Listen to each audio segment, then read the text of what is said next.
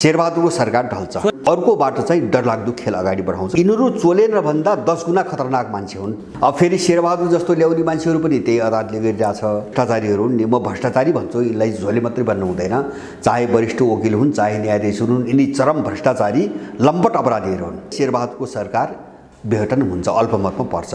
सर्वसाधारण मान्छे यिनका विरुद्धमा जाइ लाग्ने मानसिकतामा छ। यो हामीलाई केही पनि काम लाग्दैन। अहिले विदेशीहरूका क्रिमिनल ग्याङ हुन्, जो आए पनि क्रिमिनल अपराधिक ग्याङहरू हुन्, त्यसपछि उसलाई केही पनि मतलब छैन। बाट न्यायपालिका तपाईँको उनले सिद्ध्याए भन्छ भने संसदबाट पनि पारित हुँदैन, दलहरूभित्र पनि सहमति हुँदैन। यो सबै समाप्त पार्ने चलाउने को त भन्दाखेरि चलाउने सर्वोच्च अदालत। त्यसकारण त्यो कब्जा गर्नु पर्यो। सर्वोच्च अदालतले पनि चाहिँ शासन गर्न सक्छ भन्ने नजिर हो। त्यो पुरै एउटा पश्चिमा रणनीतिमा उठाइएको ग्याङ हो। संहिता पङ्गु भयो, सरकारलाई काम चलाउमा परिणत गरिदिने, संसद चाहिँ सिधाइदिने। यिनलाई लाज लाग्नुपर्ने, यिनलाई शर्म लाग्नुपर्ने र देशलाई अस्तव्यस्त बनाउने लडाइँ हो। यसलाई कसले तोड्छ?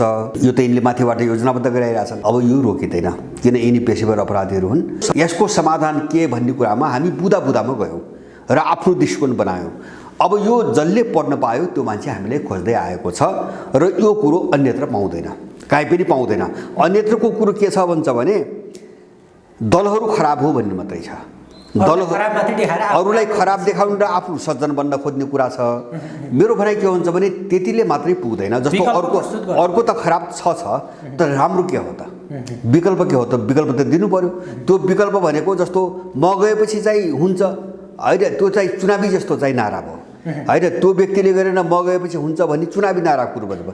जस्तो ऊ गएर कसरी गर्छ त? जब सिस्टम त्यही छ, विचार त्यही छ, मेकानिजम त्यही छ, राज्य प्रणाली त्यही छ, अनि अर्को व्यक्ति गएर कसरी गर्छ भनेपछि यो सबै मान्छेले बुझ्दै गयो। अहिले बुझ्दै गएपछि अब हाम्रो पक्षमा वातावरण अत्यन्तै राम्रो छ, अत्यन्तै उत्साहवर्धक छ र मलाई लाग्छ, मेरो आत्मविश्वास 1-1.5 वर्षमा हामीले एउटा शक्तिशाली राजनीतिक शक्ति हामी निर्माण गर्छौँ।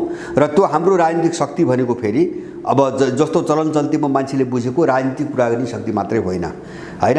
हामीले चाहिँ सर्वाङ्गीन दृष्टिकोण भनेका छौँ। सर्वाङ्गीन हाम्रो राजनीतिक, आर्थिक, सामाजिक, साहसिक, नैतिक, मनोवैज्ञानिक होइन। अब सारा क्षेत्रमा जुन चाहिँ समस्या आयो, यो समस्यालाई एउटा सर्वाङ्गीन कोणबाट समाधान कसरी खोज्ने सबै पाटोमा भन्ने चिजबाट गएको हुनाले मलाई लाग्छ यसको विकल्प छैन। यो बिस्तारै बिस्तारै मान्छेले बुझ्छ। अब नेपालको राजनीति अथवा नेपालमा यो अहिले जुन किसिमको विद्रोह भनौँ अथवा के भनौँ, न्यायपालिकाको जुन किसिमको समस्या देखिरहेछ, सर्वोच्च अदालतको प्रधान न्यायाधीशमाथि जुन किसिमको मोर्चाबन्दी भइरहेछ, जुन किसिमको समस्या देखिरहेछ न्यायपालिका क्षेत्रमा होइन, निकै लामो इतिहास पनि छ हाम्रो न्यायपालिकाको इतिहास। नेपालका जति पनि स्थायी सरकार भनिने चिजहरू छन्, यहाँ जसरी ढल्दै एकपछि अर्को ढल्दै गयो, त्यसैको श्रृङ्खला पनि भन्छन् कतिपयले अहिलेको न्यायालयको विवादलाई होइन।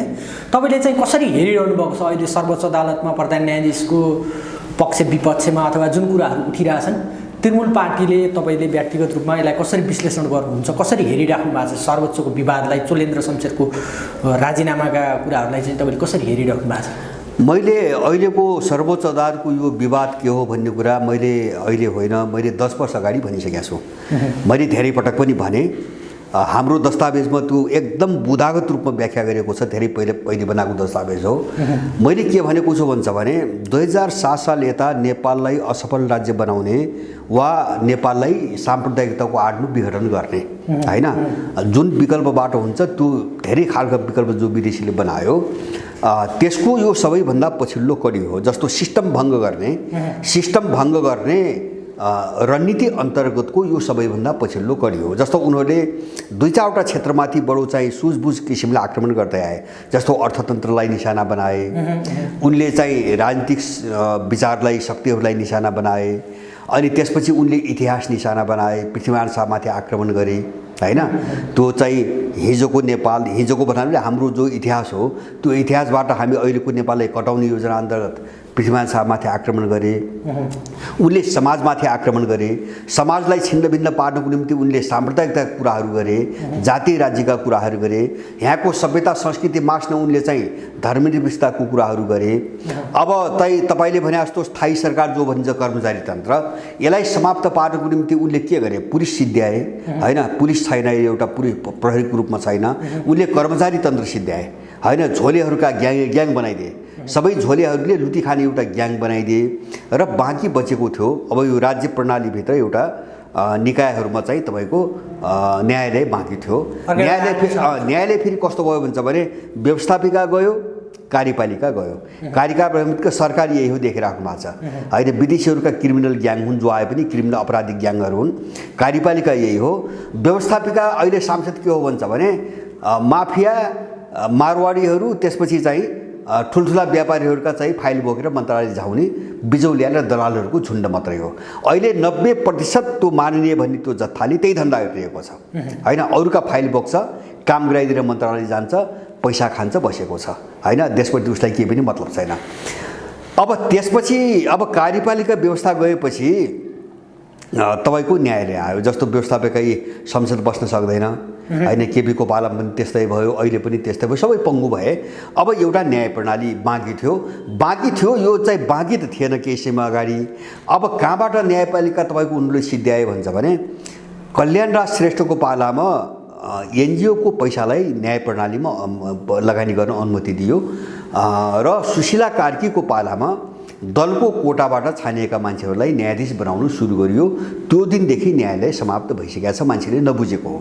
र अहिलेको न्यायालय भनेको भ्रष्टाचारीहरूको अखाडा होइन। भ्रष्टाचारीको अखाडा त पहिलेदेखि नै थियो।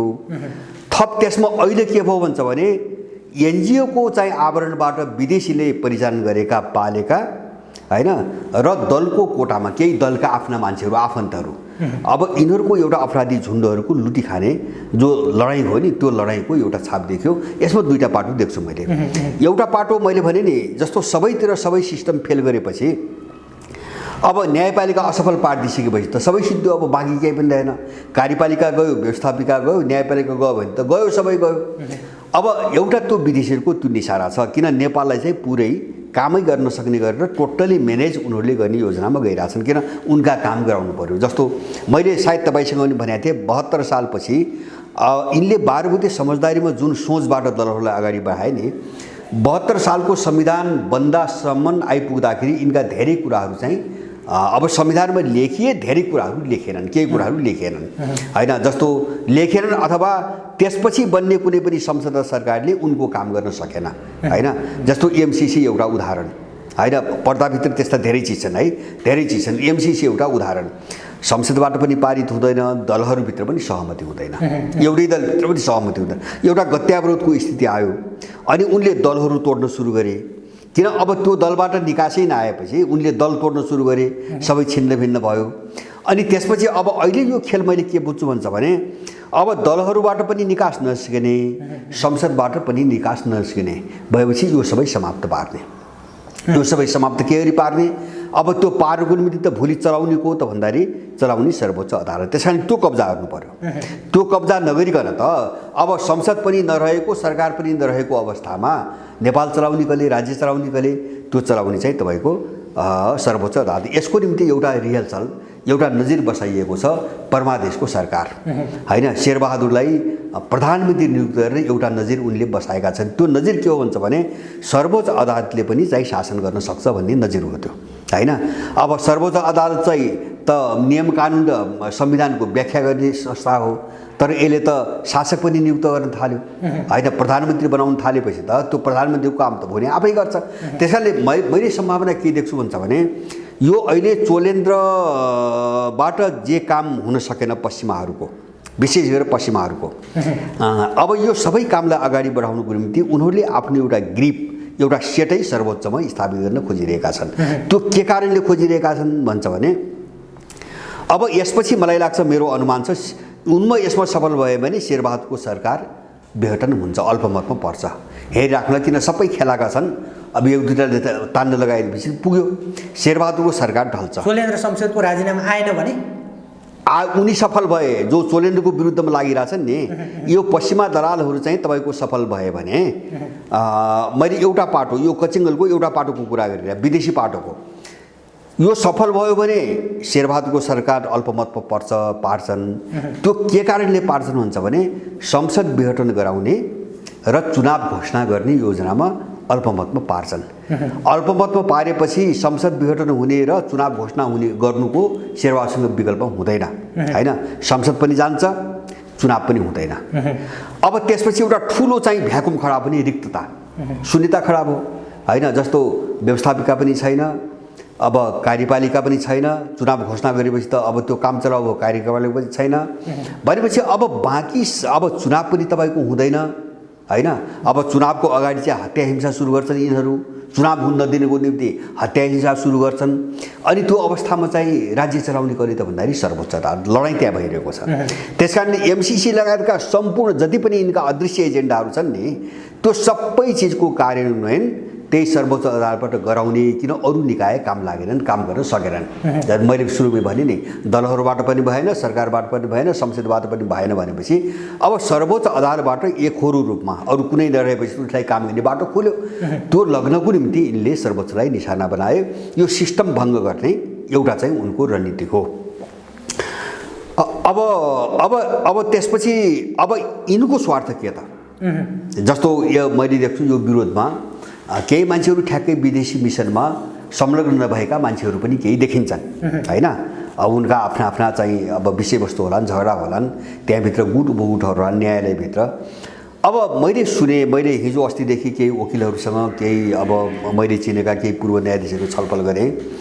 अहिले बडो बहुरङ्गी मान्छेहरू चोलेन्डको विरुद्धमा एक ठाउँमा छन्। त्यो माधव नेपालका झोले होइन, प्रचण्डका झोले अथवा नारायण काजीका झोले, काङ्ग्रेसका झोले जति छन् नि, तर एकजुट छन्। दल चाहिँ तपाईँको अर्को भूमिका खेलिरहेछ सबैले होइन। दलहरूको भूमिका चोलेन्डको विरुद्धमा देखिन्न। दलहरू अझ मुख्य नेताहरू मौन बसिरहेछन् होइन। किनभने चोलेन्डलाई ल्याउने प्रक्रियादेखि नै तिनीहरूको एउटा त भूमिका छ नि। त्यस कारण यिनीहरू हिजोको आफ्नो भूमिकाको कारणले पनि खुल्न सकिरहेको छैनन्। अब फेरि शेरबहादुर जस्तो ल्याउने मान्छेहरू पनि त्यही अदालतले गरिरहेछ परमादेशबाट। तर उनका वरिपरिका झोलेहरू जो चाहिँ भ्रष्टाचारीहरू हुन् नि, म भ्रष्टाचारी भन्छु, यिनलाई झोले मात्रै भन्नु हुँदैन। चाहे वरिष्ठ वकिल हुन्, चाहे न्यायाधीश हुन्, यिनी चरम भ्रष्टाचारी लम्पट अपराधीहरू हुन् होइन, जुन पार्टीको नजिक भए पनि। अब यिनको कस्तो रहेछ भन्छ भने, यो बाहिर माथिल्लो स्तरमा काम गरिरहेको, कोही महाधिवक्ता, कोही चाहिँ बारका अध्यक्ष, कोही चाहिँ भूतपूर्व चाहिँ तपाईँको न्यायाधीश, कोही चाहिँ एकदम वरिष्ठ वकिलहरू जो एमाले काङ्ग्रेस वरिपरि छन्। यिनको के रहेछ भन्छ भने, अहिले सर्वोच्च अदालतमा झन्डै 5 दर्जन पदहरू खाली छन् होइन। 5 दर्जन पदहरू खाली छन्।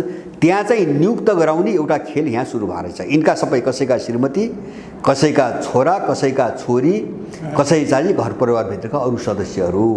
अब यिनलाई सबै त्यो न्यायाधीशको कोटामा लैजानको निम्ति अब यो नौटङ्की भइरहेछ यहाँ होइन। जस्तो यिनको सबैको सर्वसम्मतिदेखि नै मूल कारण त्यो हो। एउटा त्यहाँ तगाएर थिए हो, चोलेनलाई हटाएर जुन चाहिँ एउटा मोर्चाबन्दी गरिरहेछ नि, त्यो सेट आयो भने चाहिँ अब चोलेन्डको विरुद्धमा रहने जति छन् यिनका नातेदार र घर परिवारका मान्छेलाई सबै न्यायाधीश बनाउने एउटा लिस्ट बनेको रहेछ। अब चोलेन्ड हुँदासम्म त्यो नहुने भयो, यिनलाई समस्या त्यो हो। चोलेन्ड हुँदासम्म त्यो नहुने भयो। त्यस कारणले आफ्नो मान्छेलाई न्यायाधीश कसरी बनाउने भन्ने एउटा सूची बनेको रहेछ। अब त्यो सूचीभित्र अहिले जो विरोधमा जो वरिष्ठ पनि तपाईँ देख्नुहुन्छ नि, सबैका घर परिवारका मान्छेहरू छन्। त्यो लिस्ट पनि मैले हेरेँ। त्यो चाहिँ अहिले चाहिँ वरिष्ठ वकिलको रूपमा अथवा चाहिँ तपाईँको प्रमोसनमाथि चाहिँ लैजानुपर्ने एउटा जुनियर न्यायाधीशको रूपमा कसका छोरा, कसकी छोरी, कसका श्रीमती, कसका भाइ भनेर मैले केही चाहिँ वकिलको सहयोगमा केही सूचीहरू मैले हेरेँ। अब तिनी सबै मान्छेहरू चोलेन्डको विरुद्धमा छन् अहिले। कारण के त भन्दाखेरि चोलेन्ड भयो भने त्यो चाहिँ तपाईँको बाटो खुल्दैन होइन। सर्वोच्च अदालतभित्र आफ्नो मान्छे पठाउने, खानी लुट्ने बाटो खुल्दैन। तर अर्को बाटो नि चोलेन्द्रले जसरी न्यायपालिकाको घाँटी मोड्ने काम गरे होइन। मैले भने म यो टुङ्ग्याउँछु, मैले चोलेन्डलाई राम्रो भन्दैन। जस्तो चोलेन्ड त यिनले ल्याएको हो नि, चोलेन्ड यिनलाई ल्याएको हो। अब शेरबहादुरलाई प्रधानमन्त्री बनाएको पनि त्यही चोलेन्द्रको इजाजले हो। चोलेन्द्र राम्रो मान्छे होइन। मैले भन्न खोजेको विदेशीले के गर्छ भन्छ भने, जस्तो चोलेन्द्र पनि त्यही हाराहारीको मान्छे हो, त्यही प्रक्रियाबाट आएको मान्छे हो, त्यही घुसखोर हो, त्यही भ्रष्टाचारी हो होइन। तर के हुन्छ भने, कसैका कमजोरीमाथि खेलिकन अर्को तत्त्वले चाहिँ तपाईँको अर्को डरलाग्दो रणनीति अगाडि बढाउँछ। खेल्ने त चोलेन्डका कमजोरीमाथि हो। कमजोरी त उनले गरेका छन्। किन गरेका छन् कमजोरी भन्छ भने, यिनै अनैतिक भ्रष्टाचारीहरूसँग साँठगाँठ गरेका प्रधान न्यायाधीश पास होइन। बाटो त त्यही हो, यिनले पनि त्यही गरेको हो। त्यो कमजोरीमाथि अब अहिले किन अर्को तत्त्व खुल्यो त भन्दाखेरि, अर्को त्योभन्दा ठुलो योजना अगाडि बढाउनु पर्ने भयो, बाटो खुलेन होइन। बाटो खुलेन। जस्तो योभन्दा अगाडि पनि मलाई लाग्छ शेरबहादुरलाई परमादेशबाट निर्णय गर्दाखेरि 4जना न्यायाधीशहरू त्यो निर्णयको लेखन प्रक्रियाबाट बाहिर छन्, सबैलाई थाहा छ। एकजना न्यायाधीशको नाममा आयो, त्यो पनि उनले लेखेको होइन। मैले पाएको भरपर्दो सूचना उनले लेखेको होइन, त्यो लेख्ने बाहिर अर्को तत्त्व छ, जुन तत्त्व अहिले चोलेनका विरुद्धमा खडा भइरहेछ। उसले लेखेको फैसला हो होइन, उसले लेखेको फैसला हो। एउटा न्यायाधीशको नामबाट चाहिँ तपाईँको लेखियो। अब त्यो दबाब माने त्यो फैसला गर्नै पर्छ भन्ने जो दबाब थियो नि, त्यसलाई थ्याक्न नसक्नेहरू चाहिँ त्यो लेखन प्रक्रियाबाट अलग बसे 4जना न्यायाधीशहरू। त्यो दबाबलाई थ्याक्न पनि सकेनन् होइन। अब सबै निर्णय बाहिरबाट लेखेर आएको छ, त्यो पनि यिनलाई थाहा छ, त्यसको विरुद्धमा उभिन पनि सकेनन्। अब यो प्रक्रियामा त चोलेन त संलग्न भएको मान्छे हो नि त, चोलेन कसरी गतिलो हुन्छ? मैले त्यो भन्न खोजेको होइन।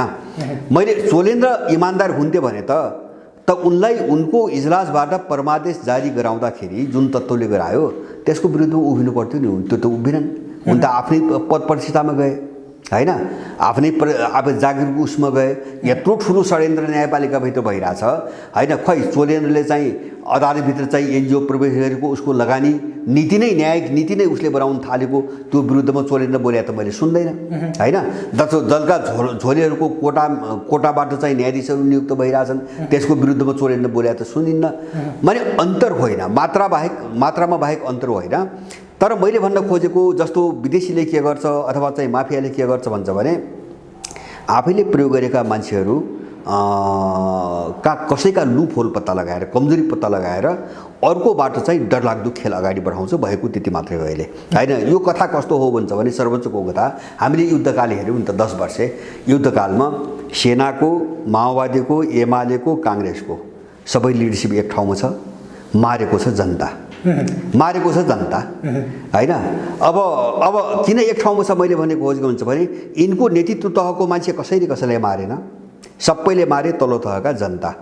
सेनाका सिपाही मारे, पुलिसका सिपाही मारे, माओवादीका तल गाउँघरका मान्छे मारे, काङ्ग्रेस एमालेका गाउँघरका मान्छे मारे। यो त हामीले देख्यौँ। अनि सबैलाई सफा पारेपछि अब विदेशीहरूले सबैलाई परिचालन गरेरलाई बारबुदीमा लगेर एक ठाउँमा जोडे होइन। यो त हामी त हेरिरहेको छौँ नि। यही हो, यो एउटा बार्गेनिङमा गएर, अब एउटा महत्त्वपूर्ण बार्गेनिङमा गएर टुकिन्छ। अब टसल त छ, जस्तो एउटालाई पश्चिमा शक्तिले बोकेर यत्रो आक्रमण गरेपछि अब चोलेन्द्रको पछि पनि अर्को शक्ति लाग्यो होला होइन, अर्को शक्तिले पनि उनलाई आड दिएको होला होइन, नदिने कुरा पनि भएन, लडाइँ नै हो। त्यसैले कसको हात, जस्तो सर्वोच्च अदालत कसले कब्जा गर्ने भन्ने हो होइन। न्यायको कुरो केही पनि छैन, यो सबै भ्रम हो। जस्तो चोलेनले अन्यायपूर्वक काम गरे, कसले न्यायपूर्वक काम गरेको थियो? जसले चोलेनले असंवैधानिक गैरकानुनी काम गर्यो भनिरहेछन् नि, तिनले योभन्दा अगाडि चाहिँ संवैधानिक र कानुनी काम भएको थियो भन्न सक्छन्? त्यो त भन्न सक्नु पऱ्यो नि। अनि जो बोलिरहेछन् तिनी भ्रष्टाचारबाट मुक्त छन्, तिनको सम्पत्ति कहाँबाट आउँछ त्यो देखाउनु पर्दैन होइन। कति खाए? मैले नै अहिले 50जना यस्ता चाहिँ तपाईँको शिकार भएका मान्छेहरू मैले बाहिर निकाल्न सक्छु। मसँग आए धेरै मान्छेहरू, न्यायाधीशहरूले पैसाको भरमा यस्तो अपराध गरेका छन्, फैसला गरेका छन्।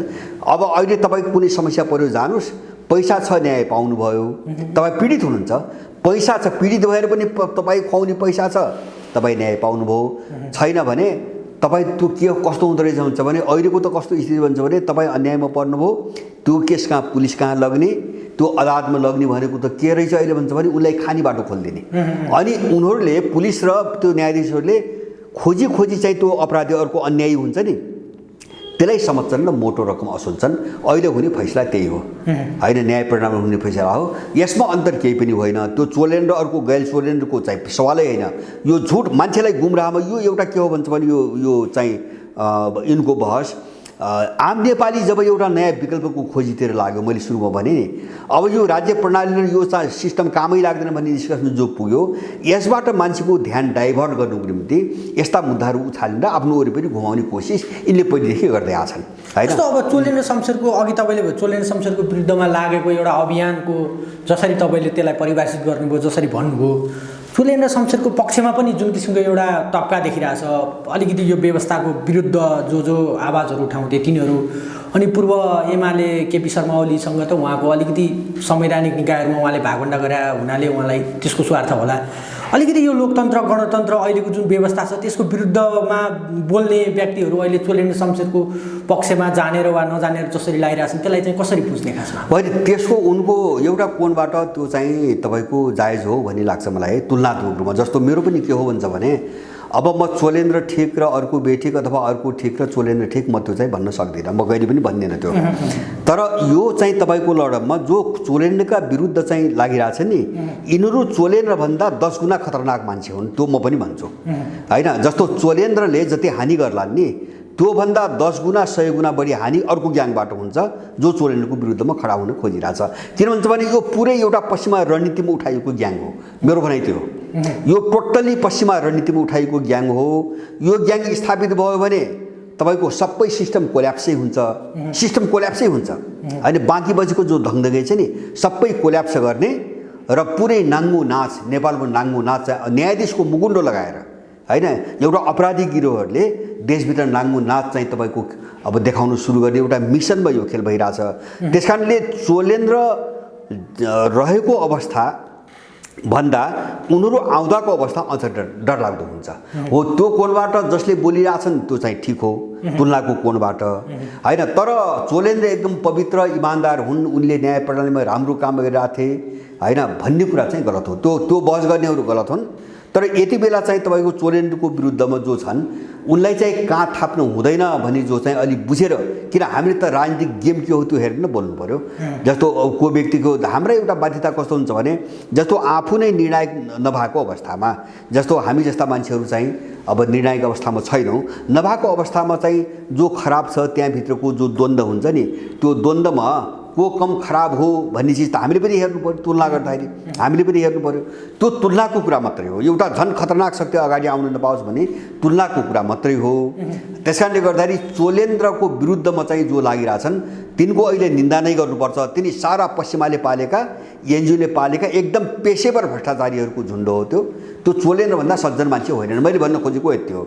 जो चाहिँ न्याय र नीतिका बकवास गरिरहेका छन् नि होइन, हिजो चाहिँ तिनै मान्छेहरू कोही महानिर्वाचित भएका छन्, कोही बारका अध्यक्ष भएका छन्, कोही न्यायाधीश भएका छन्। तिनले के गरे त हिजो त्यो भन्नु पर्दैन? तिनले हिजो के गरे? तिनले संवैधानिक कानुन र नैतिक चाहिँ आचरण देखाएका थिए। तिनको सम्पत्ति कहाँबाट आएको छ, यो खरबको अरबौँको सम्पत्ति, त्यो भन्नु पर्दैन? भने यो मान्छेलाई बेकुफ बनाउने एउटा तरिका हो। यसबाट एकदम सजग हुनुपर्छ भन्ने मेरो कुरा छ। त्यो पक्ष विपक्षको लडाइँमा जुन किसिमको अहिले निर्णायक बिन्दुमा पुगिरहेछ लगभग यो अब चोलेन्द्र शमशेर त्यहाँ कायम रहने अथवा राजीनामा दिएर त्यहाँबाट बहिर्गमन हुने भन्ने एउटा निर्णायक बिन्दुमा बार एसोसिएसनले नि त्यो आन्दोलनको घोषणा त्यत्तिकै रूपमा गरिरहेछ। चोलेन्द्र शमशेरको बहिर्गमन भयो भने चाहिँ तपाईँले अघि के हुन्छ भनिहाल्नुभयो, भएन भने के हुन्छ? भएन भने पनि मानि देशको यो स्थितिमा सुधार हुँदैन। यसमा केही चाहिँ तपाईँको राम्रो चिज आउला भन्ने मैले त्यो आशा गरिरहेको छैन।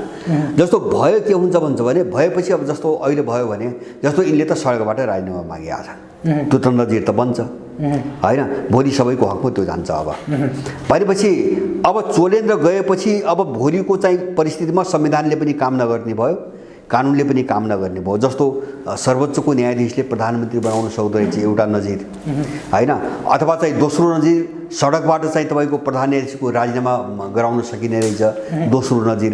यिनले बिस्तारै नजिर बसाल्दैछन् होइन। यही नजिर भोलि समात्नु हो निर्णायक मोडमा। किन हिजो यसो भएको थियो अहिले किन हुँदैन? त्यस कारणले गर्दाखेरि मैले भने सुरुमै भने नि यो सिस्टमलाई फेल गरिदिने र नजिरको नाममा चाहिँ तपाईँको जो मान्छे स्थापित गरिन्छ नि त्यसको स्वेच्छाचारिताबाट मनपरी निर्णयहरू गराउने एउटा उनले पृष्ठभूमि तयार पार्न खोजिरहेछन् अहिले होइन। जस्तो चाहिँ यो पृष्ठभूमि कस्तो हो भन्छ भने जस्तो हिजो संहिता किन लेख्यो होइन, संहिता किन लेख्यो भन्छ भने यद्यपि त्यसमा आत्मनिर्णयको अधिकार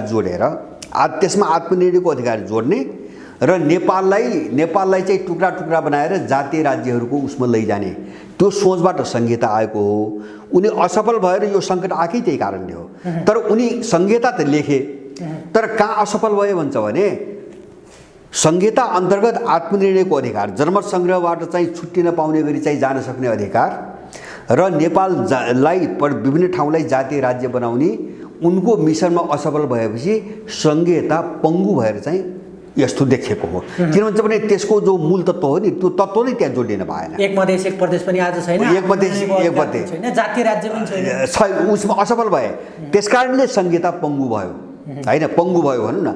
अब यहाँ के हुन्छ भन्छ भने जस्तो सर्वोच्चले चाहिँ तपाईँको प्रधानमन्त्री बनायो, अब चाहिँ सडकबाटका यिनी चाहिँ भ्रष्टाचारीले चाहिँ न्यायाधीश बदल्ने, अब यो दुईटा नजिर बन्यो भने के हुन्छ भन्छ भने उही संहिताबाट जो अर्को मिसन अगाडि बढाउन खोजिरहेछ नि त्यहाँ त असफल भए हैन, यहाँ यिनीहरू सफल हुन सक्छन्। मैले भने नि संसद पनि जान्छ, सरकार पनि जान्छ, केही पनि रहन्न।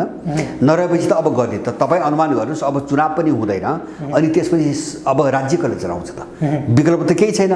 त्यो लडाइँ हो र त्यो ठुलो लडाइँ छ यिनीहरूको बिचमा। राज्य चलाउने एउटा गिरोहलाई कसरी सर्वोच्चमा चाहिँ स्थापित गर्ने भन्ने प्रश्न बाहेक यसका पछाडि अर्को केही पनि छैन। जस्तो चाहिँ भोलि त्यस्तो स्थिति आयो भने मैले भने यिनले हत्या हिंसा सुरु गर्छन्। अब चुनाव हुन नदिन, चुनाव हुन नदिन। किन चुनाव घोषणा गराउने उद्देश्य त होइन चुनाव गर्ने। चुनाव घोषणा गराउने उद्देश्य त के सरकारलाई काम चलाउमा परिणत गरिदिने, संसद चाहिँ सिधाइदिने हैन। त्यसपछि अब बाँकी रह्यो के त भन्दाखेरि बाँकी रह्यो अदालत मात्रै। अब यो कब्जा गर्ने हो भने भोलि काम गर्ने त जम्मै त्यसैले हो। अब यो डिजाइनमा यो लडाइँ भइरहेछ। अब कति मान्छे प्रयोग भएको छन् आफ्नो स्वार्थले। मैले पहिले भने नि कसैका स्वास्नी न्यायाधीशको लाइनमा छन् अथवा कसैका छोराछोरी छन्, कसैका चाहिँ भाइ भतिजा छन्। अब कतिपय भ्रष्टहरू चाहिँ त्यो स्वार्थले यत्रो डरलाग्दो मिसनमा मतियार बनेर गइरहेछन्। अब जो माथिल्लो तह हो नि त्यो तह एकदम योजनाबद्ध रूपमा लागेको छ। यिनी को मान्छे हुनुहुन्छ भने यिनी एनसेलको पक्षमा बहस गर्ने मान्छेहरू हुन्। यिनी त्यो आलममनी जो हत्यारा छ नि त्यसको पक्षमा बहस गर्ने मान्छे हुन् पैसाको निम्ति हैन। पैसाको निम्ति वकिलले जे पनि गर्न पाउँछ, न्यायाधीशले जे पनि फैसला गर्न पाउँछ भनेर बेथिति बढाउने जो मान्छेहरूको ताती छ नि त्यो सबै यसमा चाहिँ संलग्न छ। त्यसैले गर्दाखेरि यिनी कोही देशभक्त भने एनसेलको पक्षमा बहस गर्ने, अफ्ताल आलमको पक्षमा बहस गर्ने, चुडामणि गौतमको पक्षमा बहस गर्ने मान्छे यस्ता अनैतिक मान्छेले संविधान र कानुन र नीतिको कुरा गर्नु मूर्खता हो हैन। यिनलाई लाज लाग्नुपर्ने, यिनलाई शर्म लाग्नुपर्ने।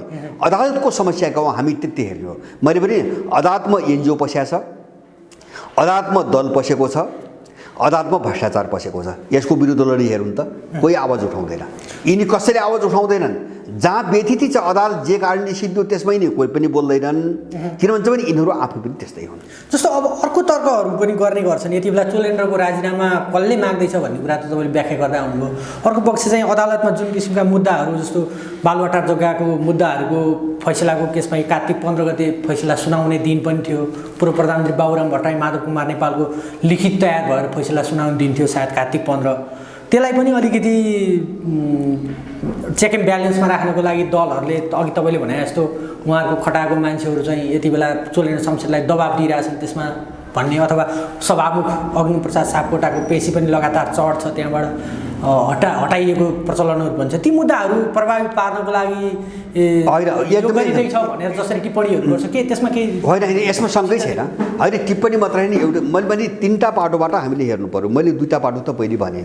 एउटा यसमा विदेशी पाटो छ हैन, जसले नेपालको टोटल सिस्टमलाई पूर्ण रूपमा भङ्ग गरेर अब आफूले नियुक्त गरेका अगाडि बढाएका केही मान्छेबाट नेपाल हाँक्न खोजिरहेको छ।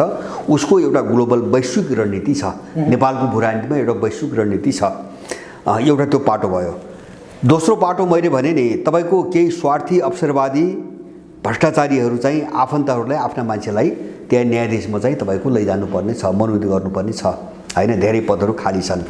तेस्रो तपाईँले भनेको यहाँ केही चाहिँ तपाईँको सौदाबाजी भइरहेको छ। त्यो एउटा एक खालको यो दबाब पनि हो। एक खाल मैले भने नि सुरुमै मैले भनेको थिएँ यो सौदाबाजीबाट पनि टुङ्गिन सक्छ। किन? यो त मान्छेलाई गलाउने एउटा चाहिँ तपाईँको तरिका हो। मान्छेलाई गलाउने थकाउने एउटा तरिका हो। जस्तो चाहिँ मैले भने त्यही भएर दलको र उनले पालेका झोलेहरूको जो टोन फरक देखिरहेछ नि यसैले नै त्यहाँ सौदाबाजी भइरहेछ भन्ने देखाइरहेछ। जस्तो काङ्ग्रेस एमाले माओवादी अब माधव नेपालका सबै मान्छेहरू चाहिँ मधेसवादी बाबरका सबै चाहिँ तलका झोलेहरू चाहिँ चोलेन्द्रको विरुद्धमा। अनि चाहिँ तपाईँको के हुन्छ भने यिनी पार्टीहरू चाहिँ तपाईँको मौन मात्रै होइन कतिपय त उसको पक्षमा भने यो बार्गेनिङ हो। एउटा चोलेन्द्रलाई सडकबाट दबाब दिन लगाउने र आफूसँग मुछेका केसहरू अगाडि बढ्न नदिने, त्यहाँ सम्झौता गर्ने हैन। अथवा चाहिँ त्यस्तो खालको सम्भावना भएन भने त्यही दबाबबाट चोलेन्द्रलाई हटाउने त्यो खतरा टरेन भने जस्तो भने प्रचण्डका मुद्दा छन्, माधव नेपालका छन्, बाबुरामका छन्, अब अग्नि सापकोटाका छन्, काङ्ग्रेसका कतिपय मान्छेहरूका छन्, उनीहरूले त्यहाँ बार्गेनिङ गरिरहेका छन्। जस्तो योभन्दा अगाडि पनि आयो नि, जस्तो प्रचण्डले चोलेन्द्रलाई भेटेको कुरा आयो हैन। कारण के? अरू भेट्नुपर्ने कारण के भनेपछि त्यही सौदाबाजी हो हैन। यो केस अगाडि बढाउनु भनेपछि हामी चाहिँ अब के अरे महाभियोगतिर जान्नु भने त्यही सौदाबाजी हो। उनको आफ्नै क्यान्टोनमेन्टको केस छ अग्निको केस छ, अब माधव नेपालको केस छ। माने यो खालको एउटा बार्गेनिङ उनीहरूले गरिरहेका छन् अहिले। त्यस कारणले यो सर्वोच्चको जो नाममा जो मान्छेलाई भ्रमित पार्न खोजेका छन् नि, हामी सजग हुने यही हो। यो अत्यन्तै घृणित र अत्यन्तै फोहोरी र देशलाई अस्तव्यस्त बनाउने लडाइँ हो। त्यस कारणले गर्दाखेरि अब उनलाई के लाग्यो, मलाई पनि के लाग्छ सरसर्ती हेर्दाखेरि, टोलेन्द्र अलिकति हठी, अब उनी राणाको खलक पनि भए, अब मान्छेलाई सिधीपिधी नटेर्ने भएको हुनाले पनि अहिले चाहिँ त्यो अर्को पक्षलाई चाहिँ बढी भए र बढी आतंक सिर्जना भइरहेको जस्तो मैले महसुस गर्छु हैन। अब त्यो सबै कारणले भएको छ। यसमा चाहिँ स्वच्छता छैन, हामीले बुझ्ने कुरो त्यही, स्पष्ट कुरो त्यही हो।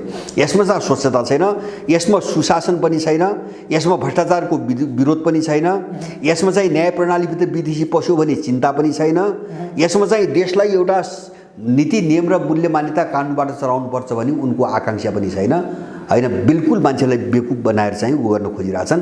यसप्रति होशियार भएर यो ध्रुवीकरणबाट हामी जोगिनुपर्छ भन्ने चाहिँ मेरो आफ्नो कुरा छ। चोलेन्द्रलाई अघि तपाईँले भने जस्तो यो दबावले पनि पुगेन भने सत्तारूढ गठबन्धनकै एउटा घटकले चाहिँ उहाँको लगातार राजीनामा मागिरहेछ। तपाईँकै भाषामा भन्नुपर्दा संसदमा महाभियोगको प्रस्ताव दर्ता हुने सम्भावना देख्नुहुन्छ कि हुन्न, तपाईँले के देख्नुहुन्छ? अब त्यो सौदाबाजी भएन भने दर्ता हुनसक्छ, तर पारित हुँदैन। पारित त हुँदैन, दर्ता हुनसक्छ। जस्तो मैले भने नि, जस्तो यिनले गरेका अपराधहरू भोलि चाहिँ अब म लग्दैन, मेरो कार्यकालमा लग्दैन, अथवा म त्यसको पक्षमा फैसला हुन दिन्न भन्ने चोलेन्द्रबाट कमिटमेन्ट भएन भने अविश्वास प्रस्ताव जान सक्छ। किन डर भयो अब त हैन, अविश्वास प्रस्ताव जान सक्छ। तर त्यसले चाहिँ तपाईँको त्यो पारित हुने सम्भावना मैले देख्दैन। र अब त्यो दिशातिर गयो भने एउटा चाहिँ यिनीहरूको जो दलालहरूको किता हो नि, यो चाहिँ तपाईँको अत्यन्तै उग्र सङ्कटतिर फस्छ, अगाडि बढ्छ। किन यिनी सङ्कटबाट बेरिँदै गएका छन्। जस्तो यो त सङ्कटकै परिणाम हो। जस्तो त्यो सङ्कट कतैबाट सुल्झिन नसकेपछि अदालत पस्यो हैन। अब यसपछि के हुन्छ भन्छ भने यो सेनामा पस्छ हैन, यो सेनामा पस्छ। विदेशीले त यहाँ भएका सबै इन्स्टिट्युसनहरू छिन्न भिन्न नबनाइकन त उसले चाहिँ ठ्याक्कै आफू भने जस्तो काम गर्न सक्दैन, सेना पनि सिद्ध्याउँछ। किन यिनीहरू सुरुमा यो विदेशी विषय सुरुमा फास्ट ट्र्याकबाट जान खोज्या हो। फास्ट ट्र्याकबाट भन्छ भने नेपाल विरुद्ध फास्ट ट्र्याकबाट जान खोज्या हो। उसले सुरुमै सेना ढालेर, जस्तो सेना त बन्दुकसहितको शक्ति हो, सुरुमै सेना ढालेर सबै काम चाहिँ फत्ते गरिदिने हिसाबले 65 सालमै कुलबहादुर कटवालको घटना आयो नि त।